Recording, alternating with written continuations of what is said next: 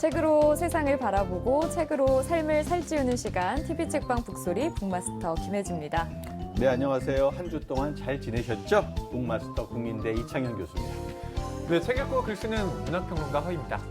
네, 오늘이 71주년 재헌절입니다. 네. 71년 전 이 재헌국회가 대한민국의 헌법을 제정을 했는데요. 여기까지는 아마 다들 아실 거예요. 근데 재헌국회에서 그때 국호를 제정했다는 거, 그리고 그 당시에 엄청난 논란들이 있었다는 거 알고 계실까요? 네, 당시 헌법기초위원회에서 대한독립 촉선 국민의 계열 의원들은 대한민국이라는 국호를 주장했고요. 네. 한민당 의원들은 고려공화국이라는 국호를 주장합니다. 네. 이렇게 충돌을 하게 되는데 표결 결과가 어땠을까요? 대한민국이 17표가 나왔고요. 고려공화국이 7표가 나왔습니다. 사실 지금 말씀하신 것처럼 대한민국의 국호 사실 어떻게 정해지느냐 그것만큼이나 재헌국회 자체도 논란과 갈등 속에서 진행된 것이다. 이 재헌국회를 인정할 것이냐 말 것이냐 네. 또는 또는 참여할 것이냐 말 것이냐 이런 문제를 가지고 있다가 제주도에서 많은 제주도민들이 선거를 보이콧하면서 4.3이 네. 발생하지 않았습니까? 그런 면에서 우리 사회는 국호부터 시작해서 다양한 논쟁의 역사가 우리의 역사이기도 했다라고 얘기할 수 있을 것 같습니다. 그런데 이런 현대사들에 대한 논란이 아직도 뭔가 이렇게 정리가 되지 않고 있었다는 게 참 많이 아쉽습니다. 네, 뭐 제가 이 자리에서 살짝 말씀드리면 문학평론가라는 타이틀을 달고 있지만 네. 대학 때는 복수 전공으로 사학을 전공했습니다. 그래서 역사. 예. 네. 그런 제가 이제 역사학을 공부하면서 느꼈던 것 중에 하나가 현대사가 참 사료는 많아요. 뭐 신문이라든가 각종 자료는 물론 뭐 비밀 자료는 좀 접근하기 어려운 게 있긴 하지만요. 근데 그렇다고 해서 이 현대사가 연구하기가 참 쉽지가 않습니다. 사료는 풍부한 반면에 거기에 대해서 정말 논쟁적인 부분이 많기 때문에 자신이 어떤 입장을 취하느냐에 따라서 그것이 정치적인 현실 문제로 비화하기도 하고요. 그렇기 때문에 이 현대사라는 게 정말 뜨거운 감자가 아닌가 싶어요.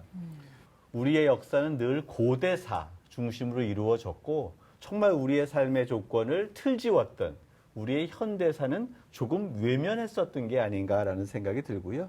최근 들어서 우리 임시정부 수립 100주년, 네. 또 3.1운동 100주년을 기념으로 해서 우리의 근현대사를 제대로 기억해야 한다라는 움직임들이 많아지고 있는 시점에서 우리의 현대사를 다시 한번 제대로 조망해야 되겠다라는 생각을 갖습니다. 그래서 오늘 이런 논쟁들로 주제를 선정해 봤습니다. 책을 사랑하는 분들과 함께 대한민국 현대사의 논쟁들 속으로 들어가 볼까요? 화면으로 먼저 만나보시죠.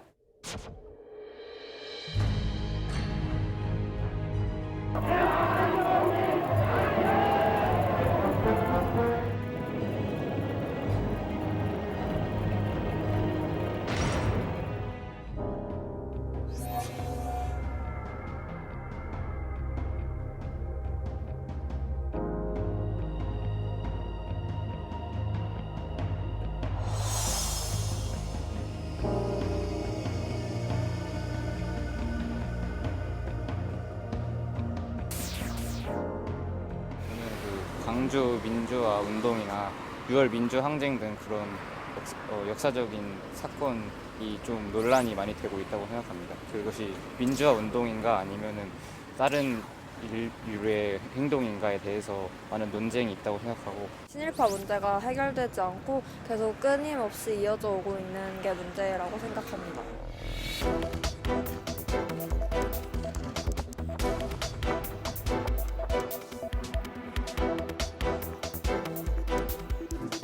머리를 일으키고 죄송합니다.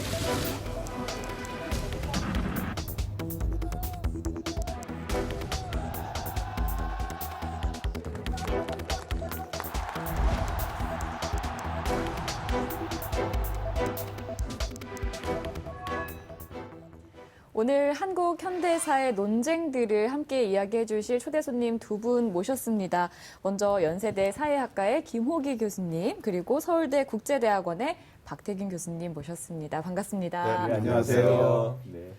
먼저 저희 시청자분들께 직접 인사 부탁드릴게요. 안녕하십니까. 이렇게 책으로 시청자분들 만나 뵙게 돼서 아주 영광이고요. 또 공부하는 사람으로서는 가장 좋은 기회라고 생각을 합니다. 저기 연세대학교의 김옥입니다. 예, 최선을 다해서 오늘 토론하도록 하겠습니다. 네. 와. 감사합니다. 자, 이 두 분께서 책을 내셨습니다. 바로 이 책인데요. 자, 제목부터 논쟁으로 읽는 한국 현대사. 논쟁을 하다, 논쟁이 일다. 이런 이야기는 많이 들었어도 논쟁으로 풀어본다, 논쟁으로 읽어본다 이런 얘기는 좀 낯설어서 한 번 더 생각하게 됐던 제목이었거든요. 아주 기대가 됩니다, 오늘 이야기. 이제까지 우리 사회에서 금기시돼서 아예 논쟁조차 못했던 영역, 이것을 커버하고 있고, 두 번째는 이미 끝나서 더 이상 현대적인 의미는 없어서 종결된 것으로 점을 찍었던 그런 논쟁을 부활시킨 것도 있고요. 또 우리가 알지 못하고 외면했었던 논쟁, 이런 모든 것들을 포함했다는 측면에서 아주 의미 있는 책이라고 생각이 들어요. 사실은 이 논쟁들이 좀 성격이 다른 논쟁들이 있습니다. 그러니까 이게 사회과학의 입장에서 봐야 되는 논쟁이 있고 역사의 입장에서 봐야 네. 되는 논쟁들이 있고요. 특히 이제 역사의 입장에서 바라보는 논쟁은 팩트를 체크한다. 요새 이제 팩트 체크가 굉장히 많죠. 유행이잖아요. 근데 그런 부분이 있는가 하면 사회과학적인 부분에서 어떤 진짜 이론적이고 방법론적으로 봐야 될 부분들이 존재를 하기 때문에 그 부분들을 이제 좀 구분을 하게 된 거죠. 그래서 이제 그거를 구분을 하게 되면 한국에서 지성에서 나왔던 논쟁들을 대부분 커버할 수 있다. 이게 이제 우리 김옥희 선생님의 생각이었고 저도 사실 거기에 동의를 해서 주제에 따라서는 역사학 관점에서 좀 봐야 될 주제, 또 이 사회과학 관점에서 봐야 될 주제, 이걸 이제 구분을 좀 하게 됐습니다. 근데 그러다 보니까 앞부분은 조금 역사 쪽이 좀 주제가 많아지고요. 네. 뒷부분은 사회과학 쪽이 조금 많아지고 좀 그런 구성이 좀 되었던 것 같습니다. 제가 약간 첨언을 해보자면 이제 저희 두 사람이 논쟁을 다뤘지만 한 1년 가까이 연재를 한 것인데요. 두 사람의 관계는 시종 협력의 관계였습니다. 네. 아까는 부정하시던데. 이 방송 취지에 의한 거. 전혀 그렇지 않습니다. 네. 예. 이게 우리 옆에 계셔서가 아니라 네. 우리 그 박 교수님은 역사학을 전공한 인문학자이시면서도 사회과학위원회에도 관심이 많은 좀 뭐랄까요, 종합적 역사학자라고 이제 저는 평소 생각해 왔었는데요. 그래서 이제 광복 이후에 저희가 우리 현대사를 다루면서 박 선생님은 이제 주로 사건을 중심으로 한 논쟁을 다뤘고요. 저는 이제 좀 담론을 중심으로 한 논쟁을 다뤘습니다. 근데 역사의 본령은 이 담론보다도 사건이기 때문에 사실 저보다도 우리 박 선생님이 훨씬 더 공을 많이 들인 책이라고 좀 볼 수 있을 것 같습니다. 되게 겸손해서 평가하시는 것 같은데요. 저는 역사학인데 현대 사회에 함축적 의미가 없는 역사학을 할 때의 그 공허함. 네. 그렇죠? 근데 사회학을 하는데 역사적 맥락을 전혀 도외시하고 그냥 현상만 봤을 때 그 학문이 갖고 있는 천박함, 이런 것들을 이번 책에서 함께 융합적으로 해서 둘 다의 장점을 살린 거 아닌가라고 평가해도 되겠습니까? 이렇게 과찬의 말씀을 해주시면 저희가 뭐라고요. 근데 그런 부분에 이제 고민들은 좀 많이 했습니다. 실제로 역사적 실체라고 하는 것은 하나이죠.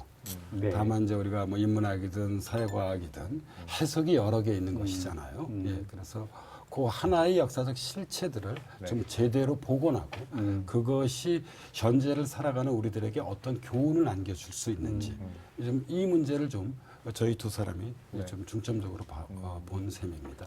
한국 현대사의 논쟁 첫 번째, 해방 전후사 해석 논쟁 이야기를 좀 해볼까 합니다.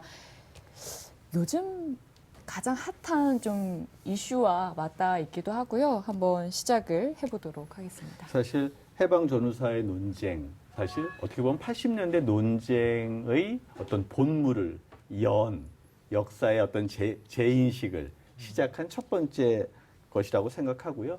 사실 그 이전에는 이런 논쟁 자체가 없었고 1966년도에 친일 문학론 임종국 선생님, 네. 그것이 첫 번째 어떤 효시다. 맞습니다. 뭐 이렇게 예. 얘기하고 있는데 맞습니까? 네, 네. 임종국 선생이 처음으로 그걸 이제 조사를 해서 책으로 만드신 거예요. 근데 이제 이분이 보기에는 이게 일제 강점기에 일본 제국주의에 협력을 하고 또 불의의 전쟁에 협력을 했던 사람들이 다시 주역이 되고 이분들이 훈장을 받고 국가에 공헌을 했다라는 방식으로 이제 이거를 이제 뭔가 우리가 사실을 좀 제대로 밝혀야 된다. 근데 굉장히 선구적으로 일찍하신 거죠. 60년대 하셨으면. 근데 그럼에도 불구하고 그 작업이 사회적으로 확산이 안 되는 안 된 겁니다. 거죠. 예. 그냥 계속 그냥 밑에 그대로 작업이 진행되는 대로 있다가 87년에 민주화가 된 이후에 가서야 이제 그 작업들이 수면 위로 본격적으로 드러나기 시작을 합니다. 그 기원에 대해서 좀 말씀드리자면 그 해방전후사 연구가 적어도 학계 안에서 본격화된 것은 1970년대 후반부터 1980년대 뭐 내내 계속 진행이 그렇죠. 됐죠. 네. 특히 1980년도 들어와서 이 그 대학원을 졸업한 우리가 이제 흔히 얘기하는 이 소장 민주화 세대 연구자들 네. 이들이 이제 이 문제에 관심을 많이 갖게 됐습니다. 그러니까 이 우리 시대에서 민주화 운동이 본격화된 거는 유신 체제 아래서였다고 저기 볼 수 있는데요. 이들은 산업화를 읽어왔던 산업화 세대하고 좀 다른 어떤 그런 역사 인식을 갖게 됐습니다. 앞선 산업화 세력들이 광복이 우리 현대사를 좀 냉전적 시각에서 좀 거의 보려고 했다면 민주화 세력은 두 가지를 중시한 것 같습니다. 하나는 분단 체제의 형성, 그리고 또 다른 하나는 좀 대외 종속적인 어떤 특징 이런 것들을 좀 주목을 하게 됐고요. 이것을 이 1979년부터 1989년까지 총 6권으로 이루어진 해방전후사 인식에 좀 담았습니다. 해방전후사의 인식이라는 책이 1979년에 이제 출간이 됐는데 딱 40년이 흘렀습니다. 네, 또 그 그러네요. 출판사가 한길사인데 또 40주년 기념 행사를 열기도 했고요. 저는 학부 때 역사학 수업을 들으면서 마침 이제 해방전후사의 인식과 또 2006년에 해방전후사의 재인식이라는 책이 나왔잖아요. 그러니까 앞에 인식이 민중적, 민족적 관점에서 네. 역사를 바라봤다면 이제 그런 민족주의 너무 낡았다라는 그런 태제를 들고 나온 책이 재인식이라는 책이었고 나중에 다시 또 그것 자체를 모두 다 비판적으로 검토한 근대를 다시 읽는다라는 책이 또 출간이 되면서 저희가 학부생으로서 책을 다 읽느라 매우 힘들었어요. 일단 조망해야 돼요. 너무 전문가신데. 그렇죠. 그런데 특히 우리가 주목해야 될 책은 바로 그 말씀하셨던 그 해방전후사의 재인식입니다. 네. 이게 2006년에 발간되었는데요. 근데 이제 이 재인식에는 두 그룹의 필자가 있었습니다. 네. 한 그룹은 이제 민족주의를 비판한 우리가 이제 탈근대 성향의 네. 어떤 그런 인문학자들이었고요. 다른 한 그룹은 이제 보수주의에 좀 가까운 우리가 뉴라이트라고 얘기하죠. 뉴라이트 성향의 어떤 그런 인문학 내지 사회과학자들이 참여를 했습니다. 그래서 이제 이런 재인식이 등장이 우리 사회의 어떤 그런 적어도 지식사회에 미친 영향은 제가 보기에는 바로 2006년 이후로 한국 현대사에 대한 어떤 보수적 해석과 진보적 해석이 일대 충돌하는 출발점을 이뤄왔다는 점입니다. 제가 뭐 지금 이 프로그램을 보시는 시청자분들께도 좀 드리고 싶은 질문이기도 한데요. 우리는 광복 이후의 우리 현대사를 어떻게 해석해야 할까요? 어떤 그런 그 핵심을 비극적인 분단 체제의 형성 과정으로 볼 것인지, 아니면 시장 경제와 자유민주주의 체제로서 대한민국의 성리 과정으로 볼 것인지. 전자가 인식의 어떤 역사 인식이라면 후자는 재인식의 역사 인식이라고 볼 수 있습니다. 결코 우리가 이게 간단한 문제는 좀 아닌 것 같습니다. 지금 방금 이야기 나눈 그 두 가지 책 있잖아요. 그 해방 전후사의 인식과 재인식. 네. 두 가지 책 저는 이 책을 통해서 알았습니다. 사실 이 책을 통해서 좀 살펴보게 됐던 건데 이 책에서 이제 이야기했던 거를 우리 시청자분들께 설명을 해주시면 참 이해하시기 쉬울 것 같은 게 가장 중요한 시기에 있었던 미군정이라는 거 그리고 반민특위라는 것 그 두 책에서 어떻게 다르게 해석을 하고 있는지를 좀 간단하게 설명을 해주시면 좋을 것 같아요.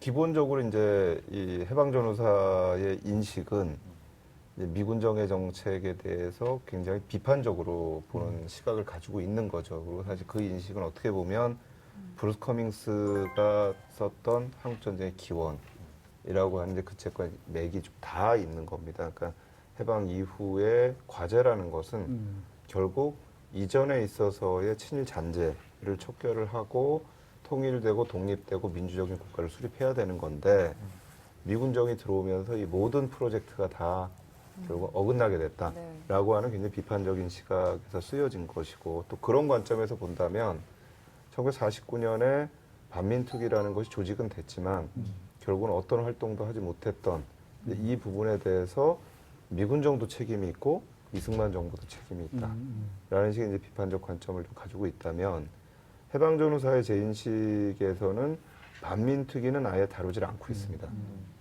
미군정의 정책에 대해서는 미군정은 자유를 심으러 왔는데 우리 내부에 있는 굉장히 폭력적인 그런 세력들이 결국은 미군정의 그런 정책을 실패하게 만들었다.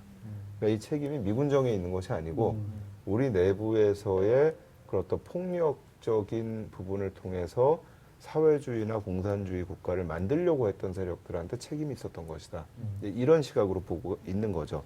이 책이 갖고 있는 장점 중에 하나가 이렇게 쭉 논쟁들을 정리하시면서 마지막에는 또 읽어볼 만한 책을 또 추천하고 계세요.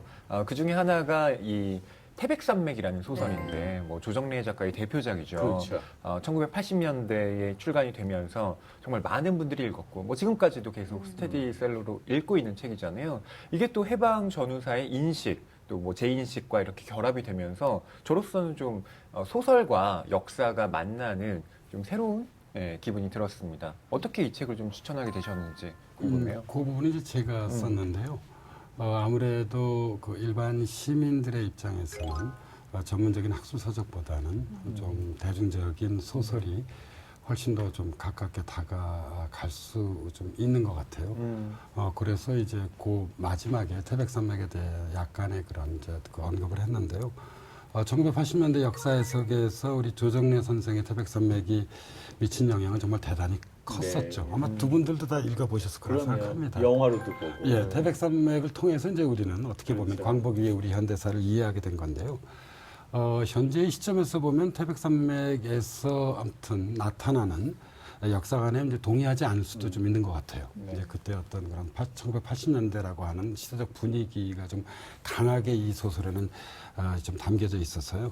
그러나 소설에서 다루고 있는 일제 말부터 한국 전쟁이 끝날 때까지 이 땅에서 살아온 민중을 포함한 어떤 다양한 군상들을 태백산맥은 정말 아주 풍부하고 영어로 써서 죄송합니다만 리얼하게 그리고 있습니다. 그래서 두 분 다 마찬가지셨겠습니다만 정말 이로부터 작지 않은 감동을 받았습니다. 그러니까 1980년대 이 책을 읽어보신 분들은 아마 다 기억하실 겁니다.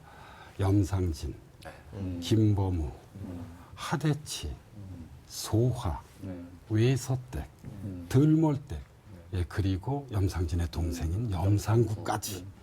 태백산맥의 주인공들은 바로 우리 현대사를 이끌어갔던 바로 그 우리들의 선조들이시죠.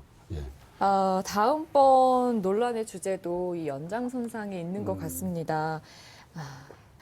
역사 교과서 국정화 논란입니다. 이제 좀 익숙해요. 이제 제가 들어본 뉴스들이 나오기 시작합니다. 말씀하신 해방 전후사의 재인식을 쓴 뉴라이트가 바로 몇 년 전에 역사 교과서 국정화에 참여했던 주역들이 되는 거죠. 그렇죠. 네.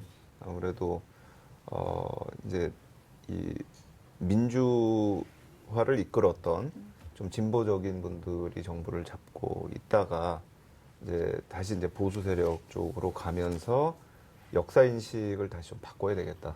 아까 말씀드렸던 이제 시장 경제 중심으로 좀 바꿔야 되겠다라고 하면서 이제 뉴라이트 쪽에 계셨던 분들이 이제 이쪽을 좀 주도를 하시게 되는 거죠. 근데 이 과정에서 논란이 되니까 누가 집필에 참여했는지도 사실은 다 비밀로 붙이고 가요. 이건 사실 초유의 사태입니다.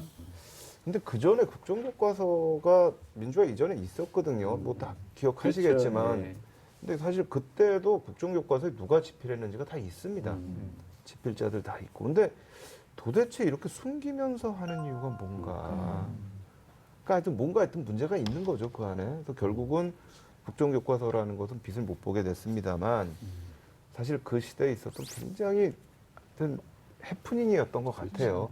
우리 내부뿐만 아니라 사실은 외국에서 한국을 연구하는 학자들도 깜짝 놀랐거든요.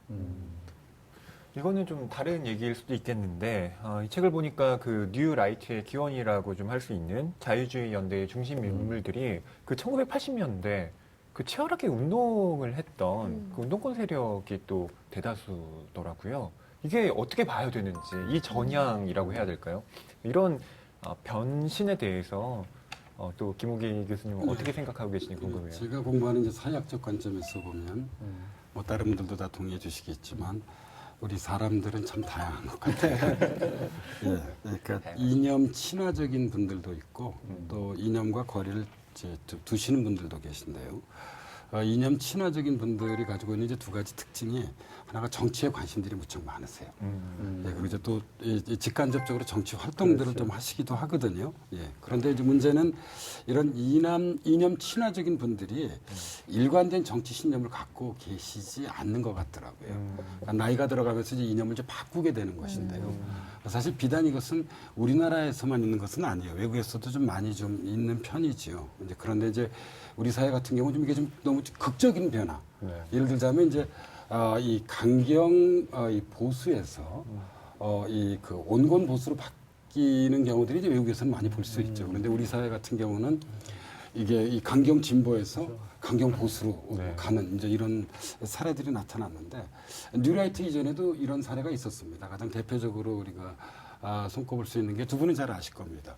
1980년대 노동운동과 민주운동을 이끌었던 우리가 대표적인 인사로 김문수 전 경기도지사와 이재호 전 의원을 들곤 합니다. 근데 이분들은 뭐 대표적인 그 이후에 보수 이른바 정치인이 되었죠. 사실 그거를 김우기 선생님처럼 사회과학 입장에서도 이제 해석할 수 있지만 제가 보는 입장은 또 약간 좀 이런 부분이 있는 거예요. 역사 쪽에서 저희가 보면 이런 사례들이 적지가 않은데 보면은 극우와 극좌가 좀 통하는 부분들이 있는 것 같아요. 스탈린과 히틀러가 통한다라고 저희가 얘기를 하는 게 이게 파시스트들이 보면 파시즘 이 극우에 있는 세력들이 재벌에 굉장히 비판적입니다. 그 다음에 이 파시스트들도 굉장히 국가 중심적이고요. 극좌 세력들도 굉장히 국가 중심적입니다. 근데 이 부분에서 서로 만날 수 있는 부분들이 있고 그렇기 때문에 그 부분에 서로 좀 왔다 갔다 할 수 있는 게 있는 게 아닌가. 그러니까 제가 어떤 책을 쓰다가 그렇게 쓴 적이 있어요. 이렇게 한국 정치 세력들 분류를 하는데 극좌와 극우를 보통 이렇게 일렬로 놓고 제일 멀리 놓잖아요. 근데 저는 이걸 원으로 한번 그려봤어요. 원으로 그려서 실제로 진정한 좌익과 진정한 우익은 제일 멀리 있다. 그런데 극우와 극좌는 이 끝에 제일 가까이 붙지는 않지만 가까이 있기 때문에 서로 왔다 갔다 할 수 있는 부분들이 있는 게 아니냐. 그런 식으로 한번 해봤는데 이게 맞는 해석인지 모르겠습니다만 사회학적으로 맞습니다. 왜냐하면 이게 극우와 극좌가 가지고 있는 공통점은 현실보다 이념을 중시한다는 것입니다. 아주 한국 현대사에 대해서 뜨거운 이렇게 논의가 저희가 이어지고 있는데요. 사실 이런 논의들이 비단 학계뿐만 아니라 시민사회에서도 일어나는 논쟁이기도 하거든요. 그래서 저희가 시민 북벤저스들은 어떤 논의들을 나누고 있는지 현장으로 한번 찾아가 봤습니다. 화면으로 만나보시죠.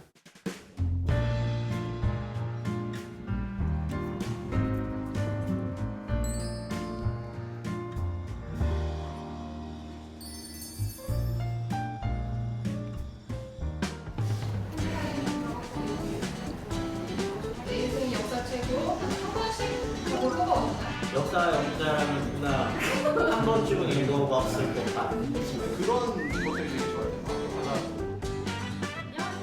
안녕하세요. 어떤 모임이신가요?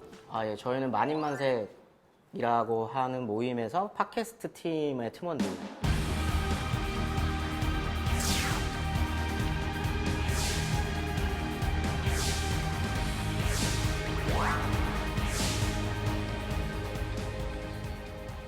선생님, 일부는 이렇게 그러면 교과서로 하고 우리 좀 그림 자료도 많으니까 이런 건 팟빵에 선생님께서 좀 제가 게시를 올릴 거고 해주시면 좋을 것 같아요. 2부는 그렇게 해가지고 그 다음에 어떤 녹음을 할 건지에 대한 전반적인 기획회의를 하고 있었습니다. 역사를 알면 당신도 인싸. 네. 여진족을 북방으로 밀어내고 동북지방 일대에 국유의 성을 쌓았다라고만 서술을 하고 있어요. 제가 이렇게 배운 것 같습니다. 저도 이렇게 배웠어요. 예. 그럼 이제 이게 재밌는 거는 이제 돌려줬다는 얘기가 없는 거예요.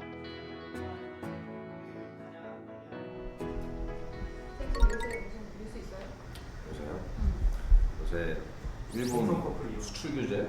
네. 근데 이게 좀 보니까 불매운동 일어났잖아요. 일본도 지금 되게 어떻게 보면은 나름 자기네 쪽에선 전략적인데 되게 감정적으로 좀 대응하고 있는 느낌? 일본에 살고 있는 한국인의 지문날인을 하는 제도가 생겨요.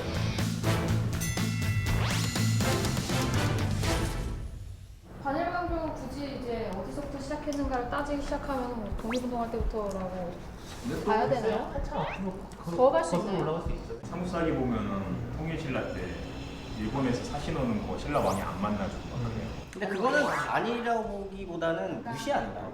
그 외라고 하는 존재를 약간 이게 아래로 중요한 것 같은 게 그렇게 무시하던 애들한테 식민 지배를 당했었다라고 하는 트라우마가 훨씬 큰 거죠. 약간 반일보다는 신라 때는 혐일? 그런 느낌이죠. 혐일. 그 정도인가요? 그냥 싫어하는 거죠. 독도는 누가 먼저 인지를 했는가인데 한국이랑 일본이 이걸 할 때 인식하는 방식이 달라요. 한국은 울릉도 부속 도서로서 독도를 인식하는데 일본은 분리시킵니다. 그런데 그렇게 치면 만약에 그게 맞다고 일본의 그 주장이 100번 얘기 말아도 뭐 그러니까 딱 그 얘기. 일본이 항일해서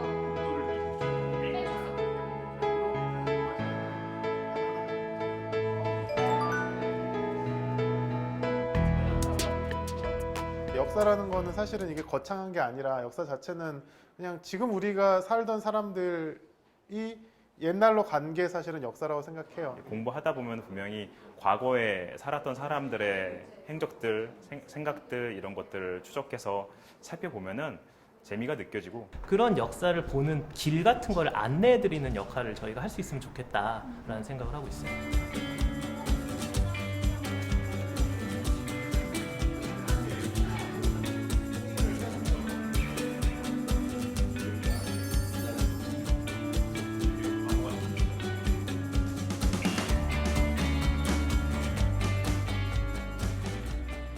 이렇게 서로 대화하고 또 논쟁하는 활발한 토론 문화가 또 우리 한국 현대사를 바로 볼 수 있게 할지 않을까라는 생각을 해보게 되고요.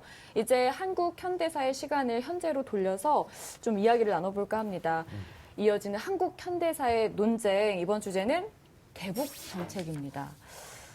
아주 핫하죠? 네. 사실 얼마 전에도 트럼프 미국 대통령과 김정은 위원장 그리고 문재인 대통령이 만나서 사실은 되게 중요한 역사적 어떤 세계사적인 그런 미디어 이벤트가 되었는데요.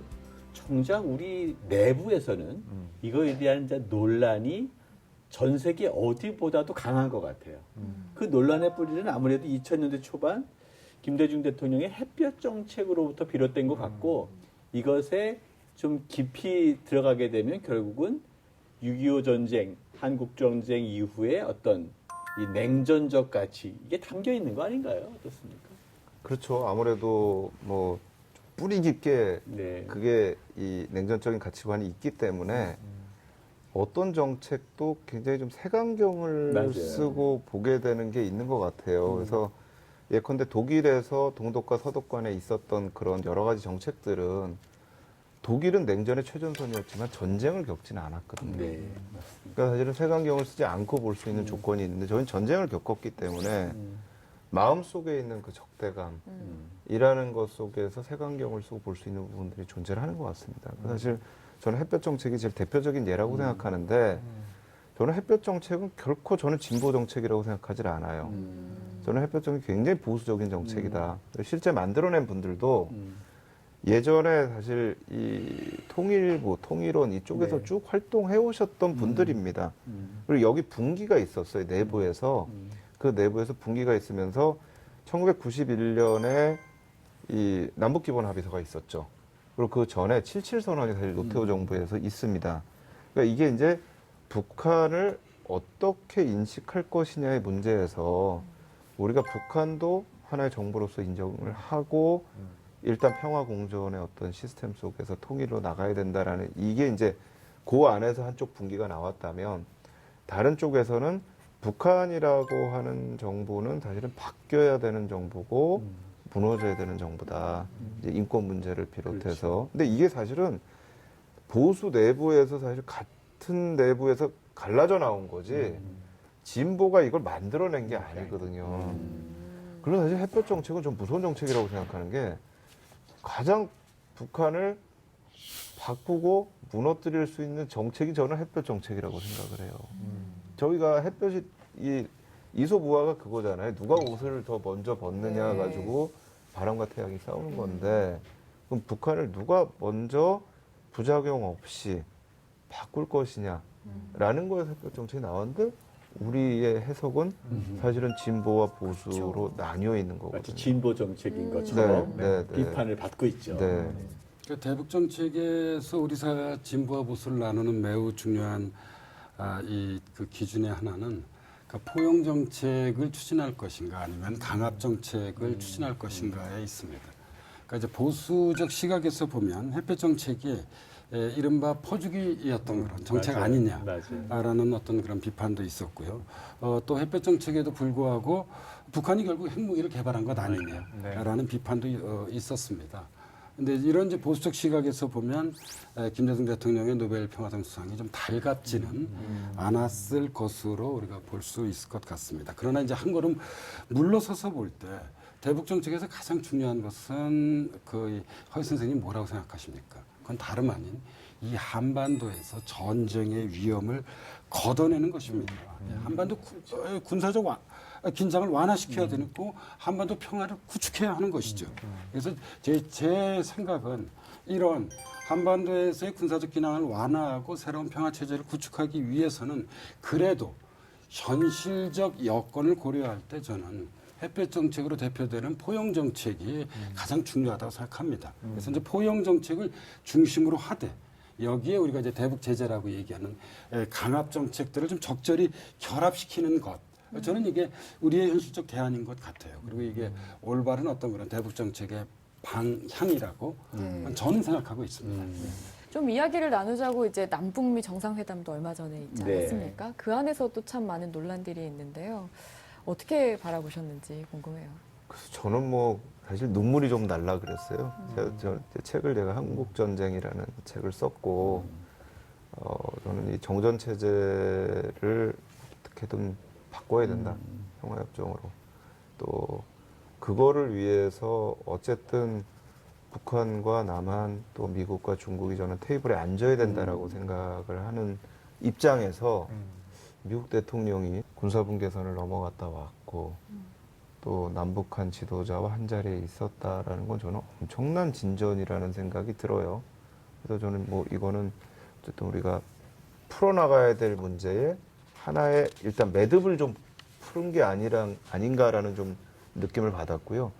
그걸 비판하시는 분들은 저는 좀 굉장히 억지로 막 가신다는 느낌이 좀 드는 부분들이 좀 있어요. 네. 자, 그러면 마지막 논쟁으로 좀 넘어가 보겠습니다. 그 젊은 사람들에게서 더 강한 관심을 받고 있는 것 같아요. 수저 계급론 논쟁입니다. 금수저, 은수저, 동수저, 흑수저까지. 예, 뭐 좀 씁쓸하지만 우리에게 아주 익숙해진 용어죠. 그 수저 계급론이라는 이 말 자체가 이미 양반, 뭐 상인, 노비 이런 게 다 철폐된 세상에서 웬 계급이야? 이런 생각이 들게 만들지만 실제로 이게 우리가 생활하기에 느껴진다라는 거죠. 그래서 저는 이 수저 계급론이 정말 청년 세대들에게는 피부로 느껴지기 때문에 이런 말이 자연스럽게 나온 게 아닌가라는 생각도 드는데요. 이 쟁점이 어떻게 좀 있다고 보시는지 좀 여쭤보고 싶어요. 말씀 잘해 주셨습니다. 그러니까 이제 수저 계급론은 한 측면에서는 이제 사회적 불평등에 관한 문제이고요.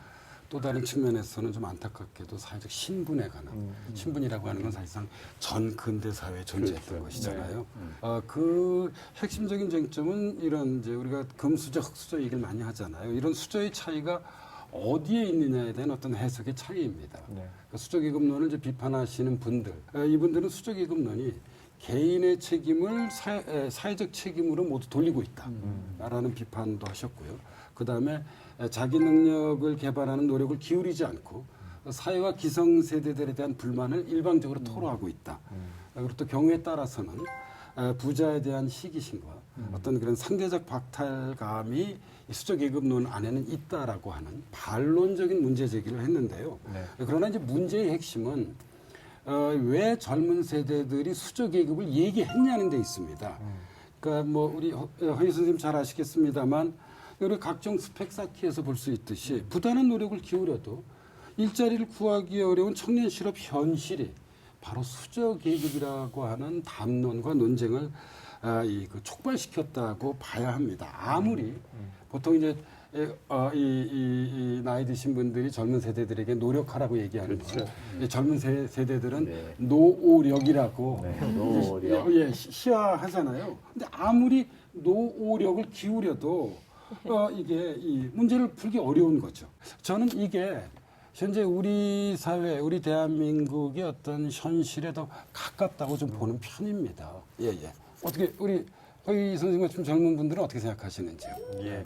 사실은 수저계급론이라는 것 자체가 저는 그러니까 세계사적으로 또 연동되어 있다고 생각을 하는데 그 책에도 쓰셨지만 토마 피케티가 21세기 자본이라는 책에서 이미 노력으로 뒤집을 수 없는 세습 자본에 대한 얘기를 하고 있잖아요. 거기에 대해서 한국도 이제는 역동적으로 뭔가를 변화시켜 나갈 수 있는 잠재력을 가진 사회가 아니라 이제는 부모가 혹은 할아버지 할머니가 가진 부로 인해서 내 행복이 결정되는 이러한 패배감 같은 것들을 이런 용어로 만들어낸 게 아닌가 싶어요. 그러니까 보통 이제 이런 뭐 조금 전에 피케티 말씀도 하셨습니다만 2008년 금융위기 이후에 불평등의 어떤 강화라고 하는 것은 세계 여러 나라에서 우리가 동시에 목격할 수 있는 것입니다. 그런데 문제는 뭐냐면 어떤 나라는 불평등을 해결하는데 상당히 나름대로 성공했다는 점입니다. 북유럽 같은 국가들이 대표적이죠. 그러나 우리도 그렇고 멕시코도 그렇고 미국도 그렇고 여전히 불평등에서는 매우 중요한 사회 과제로 남아 있고요. 양극화는 국민 다수의 삶을 짓누르고 있습니다. 결국 저는 양극화나 불평등을 해소하는데 어떤 그런 좀 모범적인 그런 정책을 추진했던 나라들에 대해서 좀 벤치마킹을 좀 해야 될 것 같아요. 결국 문제의 핵심은 노동시장 안에서 분배를 새롭게 하는 어떤 이른바 분배 정책과 노동시장 밖에서 복지 정책을 통해서 사회적 약자를 도와줄 수 있는 재분배 정책을 새롭게 설계해야 되는 것입니다. 그리고 여기에 이제 이 더해서 우리가 보통 계급 사다리라고 얘기를 하죠. 그렇죠. 예. 그래서 이런 계급 사다리를 좀 다시 세우는 것. 그리고 경우에 따라서는 우리 사회 같은 경우는 사실 패자부활 제도가 거의 존재하지 않습니다. 근데 한 번 실패했다고 해서 우리가 삶 자체가 실패해서는 안 되는 것입니다. 그래서 좀 다양한 형태의 어떤 그런 패자부활 제도를 좀 만들어서 우리 사회가 정말 이게 국민 모두가 더불어 살아갈 수 있는 나라로 하여튼 재구조화하는 것. 저는 이것이 젊은 세대들이 제기한 수저계급론이 궁극적으로 소망하는 바이고요. 그리고 이제 바로 이 소망이 2017년 촛불 집회로 나타났다고 생각합니다. 이 촛불 시민혁명의 어떤 그런 가장 핵심적인 정신도 다름 아닌 낡은 앙시앙리즘을 극복하자 하고 새로운 대한민국을 만들어 가자는 것이거든요. 이때 새로운 대한민국이라고 하는 것은 국민 다수가 더불어 살아가는, 함께 살아가는 그런 대한민국이라고 볼 수 있겠죠. 이 부분을 김우기 선생님이 좀 제기하신 게 저는 의미가 있다고 생각을 하는 게 역사 쪽하고 정치학 쪽에서는 87년 체제론이 굉장히 강하게 저희는 작동을 하고 있습니다. 87년에 저희가 민주화헌법이 만들어지고 이후에 사회개혁 문제. 근데 이제 김우기 선생님은 97년 체제론을 제기를 하셨어요. 그러니까 그 이후에 우리 사회 양극화 문제. 근데 그런 관점에서는 저는 이 흑수저와 관련된 수저 논쟁이라는 게 저는 굉장히 중요하다라는 생각을 하고 있고요. 사실 저는 약간은 해법에 있어서는 김호기 선생님하고 조금은 좀 다른데 저는 복지 정책, 분배 정책 이것도 굉장히 중요하다라고 보지만 보다 저는 중요한 건 공정성이라는 생각이 들어요. 저는 우리 지금 자본주의 경제가 굴러가고 있지만 저는 자본주의 경제에서도 제일 핵심의 하나는 공정 경쟁이라고 생각하는데 실제 공정 경쟁의 룰이 흘러가고 있는가? 저는 촛불 항쟁에 여러 가지 중요한 이슈들이 있지만 그 중에 제일 중요한 이슈 하나는 저는 역시 공정한 사회를 만들자라는 데 있었다라고 저는 생각을 합니다. 네. 오늘 나온 이야기들을 보면 역사 논쟁이라고 이야기를 하지만 사실상 현 시대를 살아가는 분들이라면 한 번쯤 고민해보고 생각해본 이야기들일 텐데요. 만약 그렇지 않다면 또 논쟁으로 있는 한국 현대사를 통해서 한 번쯤 더 고민해보시면 좋을 것 같습니다. 조금 더 한국 현대사를 깊이 고민해보고 싶다, 생각해보고 싶다 하시는 분들을 위해서 저희가 또 추천책을 가지고 왔는데요. 먼저 박태균 교수님부터 책 소개해 주시죠. 제가 좀 추천하고 싶은 거는 저희가 이제 논쟁으로 이 한국 현대사를 쭉 봤기 때문에 사실은 개별 사건이나 전체 흐름을 읽기에는 조금 부족한 점이 있지 않을까. 그래서 제가 소개하고 싶은 책은 전체 흐름을, 현대사 흐름을 좀 이렇게 쓴 책인데요. 이게 이제 역사 연구자들이 가장 많이 모여 있는 한국역사연구회라고 하는 데에서 고대사부터 현대사까지 해서 전체 10권의 책을 출판을 했습니다. 근데 그 중에서 특히 이제 9권, 10권이 현대사 부분을 다루고 있는데요. 45년부터 지금까지 어떤 중요한 사건들 또 흐름 이걸 전체적으로 좀 짚어주고 있기 때문에 흐름과 같이 이 논쟁으로 있는 한국 현대사를 읽으면 저는 잘 좀 이렇게 결합될 수 있는 측면이 있겠다라고 생각을 해서 이 책을 좀 추천을 하겠습니다. 책의 키워드가 상당히 좋아요. 그러니까 해방과 분단, 그러니까 1945년도 이후 체제를 다루었고 그다음에 전쟁까지 다루었고요. 그다음 제목이 이제 그다음에 산업화 시대의 이야기를 다룬 것 같아요. 경제 성장과 민주주의, 그러니까 산업화와 민주주의 그리고 통일의 과제니까 어쩌면 지금 좀 전에 우리 정상회담 판문점 얘기도 했지만 통일을 어떻게 이룩해야 될 것인가. 이렇게 보면 거의 마지막 단계까지 온 것 같아요. 이 책이 흥미로운 게 보통 뭐 인물, 뭐 사건 이렇게 중심으로 서술을 해 나가는데 이 책 같은 경우는 주제별로 뭐 정치, 그렇죠. 사회 이렇게 또 분류가 돼 있어서 흥미롭고 또 이미지도 많이 들어가 있다는 점에서 아무래도 대중적인 호소력을 좀 갖추려고 노력했다 이렇게 평가할 수 있을 것 같습니다. 저 개인적으로 굉장히 힘들게 노력을 들인 책이라고 생각을 합니다. 이 학자들이 전부 다. 네. 지금까지 박태균 교수의 추천책 한국 현대사 1, 2권이었습니다. 이어서 김호기 교수님의 추천책 살펴볼까요?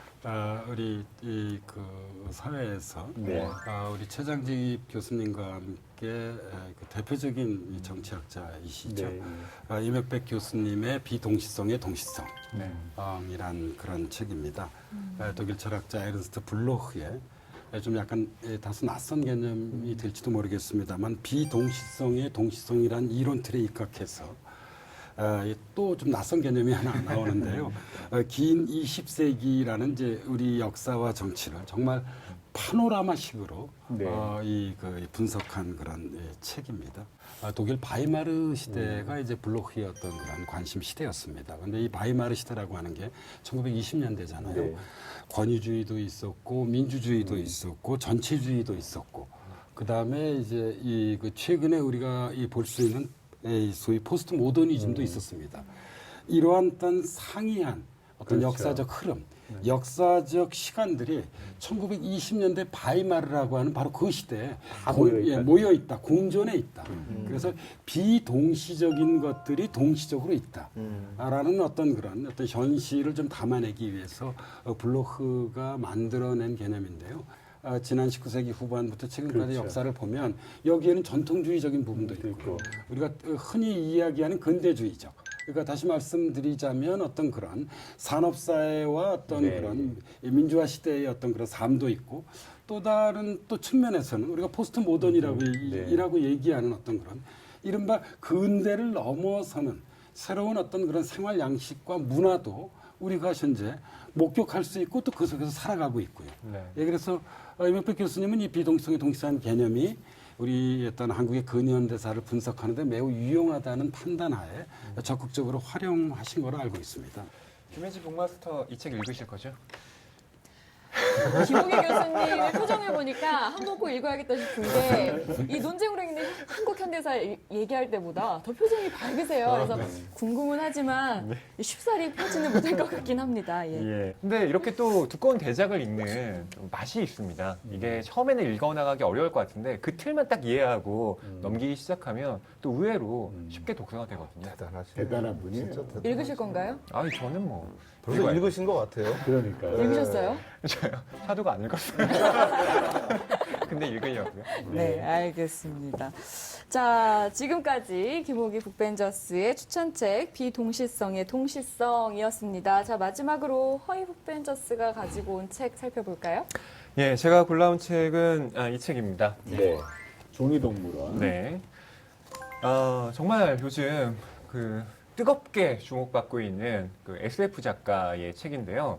저희가 다 지금 두꺼운 학술서와 뭐 이런 책을 이렇게 갖고 왔는데 제가 이 소설을 들고 온 이유는 켄 리우 작가가 역사에 대해서 참 관심이 많은 작가이기 때문에 그래요. 뭐 이름에서도 드러나지만 이 켄 리우 작가는 중국에서 태어나서 미국으로 이민한 작가입니다. 네. 그래서 영어로 이제 글을 쓰지만 또 중국어도 워낙 잘하는 그런 작가인데 경력 자체가 또 이채로워요.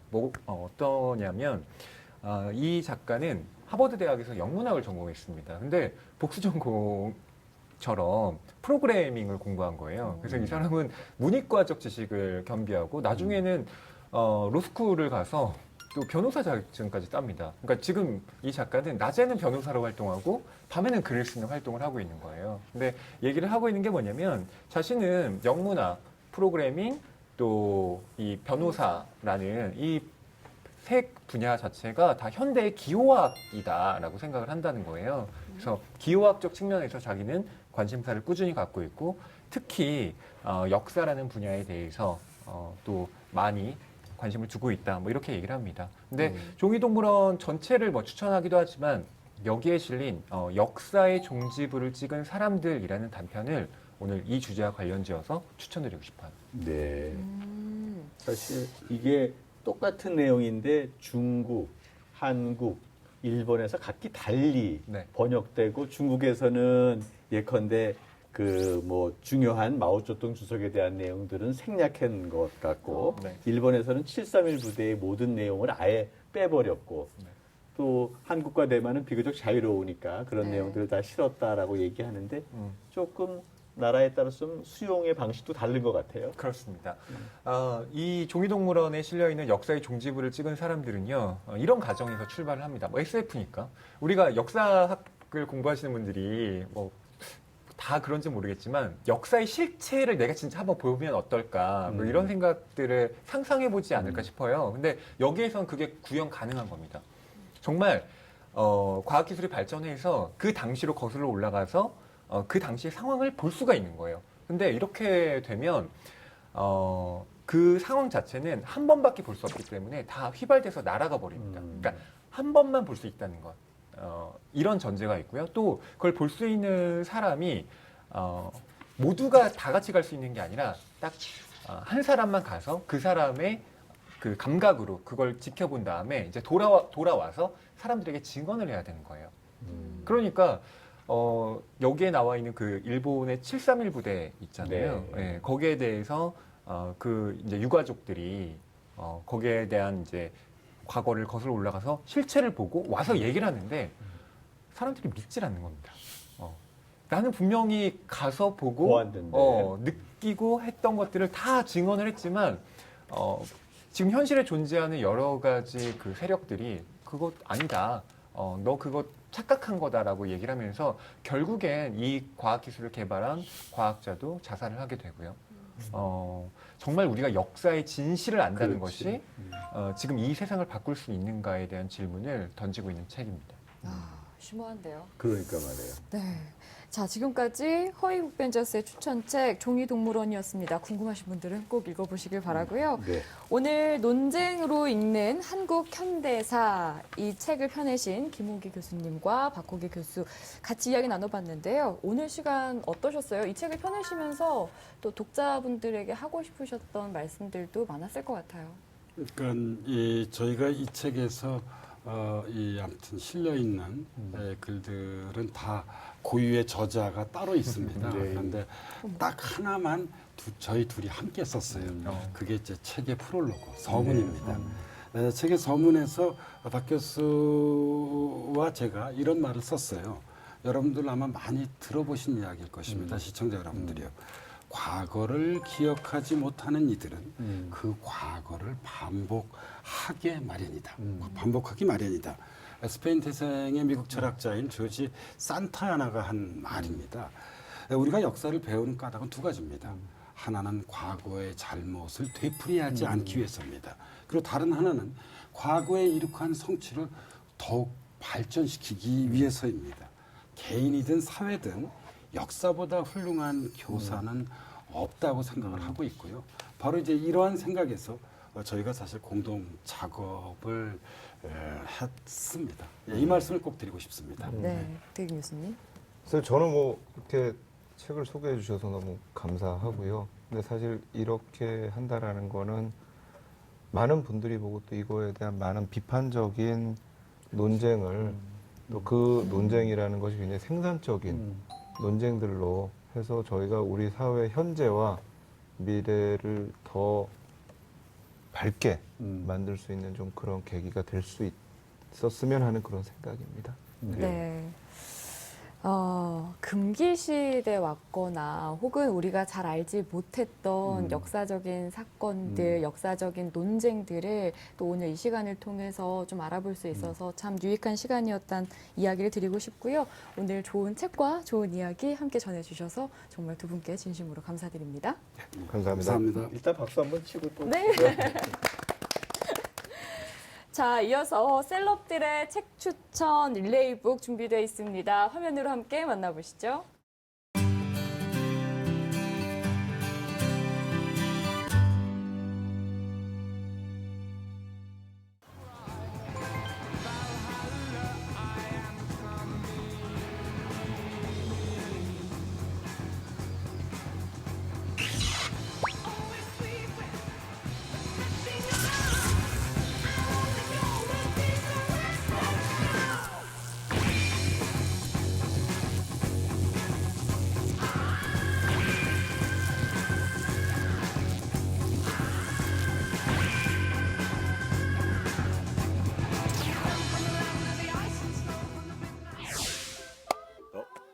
안녕하세요. 양승열입니다.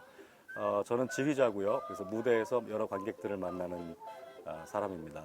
양승열 지휘자님의 이력을 간단히 읊자면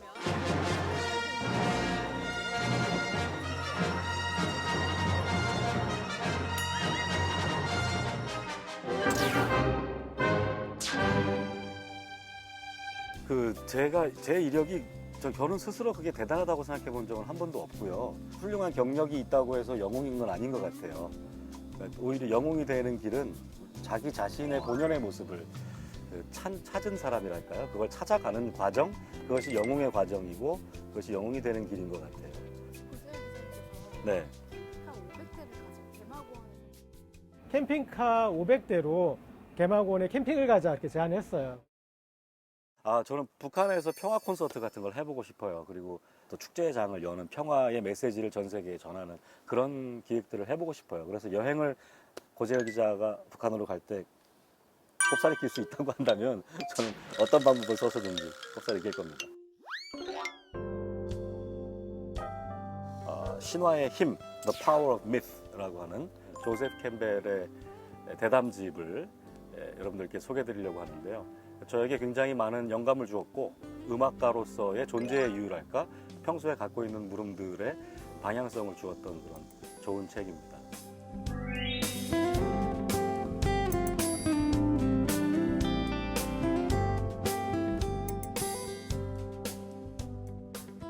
두 권을 가져왔는데 이제 왜 그랬냐면 그러니까 사실은 제가 이 책으로 읽었거든요. 이 책으로 읽고서 너무 좋았는데 재수없다 이렇게 느낄지는 모르겠지만 네. 굉장히 거리감이 지금부터 거의 지금까지 제 뇌리 속에 남아있는 이 사람의 이야기가 있어요. Follow your bliss라고 하는 말이 있어요. 너가 받은 축복을 따라가라. 너의 빛을 따라가라. 정말 자기가 그 안에 있으면은 즐겁고 행복한 것, 그것을 따라가라라고 하는 게 이 사람의 대명제예요. 근데 그것을 잘 하는 것이 영웅이 되는 길이라는 거예요. 사실 이 책을 읽었을 때가 저 개인적으로 어려움이 많이 있었을 텐데 많은 힘을 주었던 그런 말씀들. 제가 그 오래전부터 생각하던 게 있었거든요. 그러니까 무대 예술을 하는 사람들은 어떤 그 전형 프로토타입이 무엇일까 그런 고민을 해봤는데 샤만이라는 생각이 들더라고요. 그래서 샤머니즘에 한때 빠져서 샤머니즘에 대한 공부를 좀 해봤어요. 그럴 때 있지 않아요? 책을 읽으면은 이 저자도 나랑 같은 생각을 했네? 더 깊이? 뭐 이런 부분이에요. 캠벨이 뭐라고 얘기하면 저한테 그렇지! 뭐 이런 순간으로 다가온 말이에요. 그것은 바로 예술가들이 해야 할 일입니다. 예술가들이야말로 오늘날에도 신화와 교감하는 사람들입니다. 예술을 가지고 내가 이거를 써먹어서 사회에 기능을 하는 존재로 되는 사람, 이런 것이 아니라 신화와 인간성을 이해하는 그런 진정한 예술가다, 이런 얘기를 하고 있습니다. 그러니까 저는 여기서 막 지금 이렇게 했던 것처럼 막 엎어컷을 했어요. 저는 관객을 등지고 있으니까 등지고 이 오케스트라와 성악가들을 뽑아내야 되는 게 제 일이기 때문에 그분은 이제 직접적으로 시선을 관객에게 주는 분이잖아요. 뮤지컬 배우입니다. 남경주 선생님입니다. 제가 그분한테 반했어요. 사부님으로 한번 모시고 싶다 이런 생각을 했었고 저런 분이 어떤 책을 읽으셨을까, 저분이 어떤 생각을 하고 사실까 이런 것들이 궁금했습니다.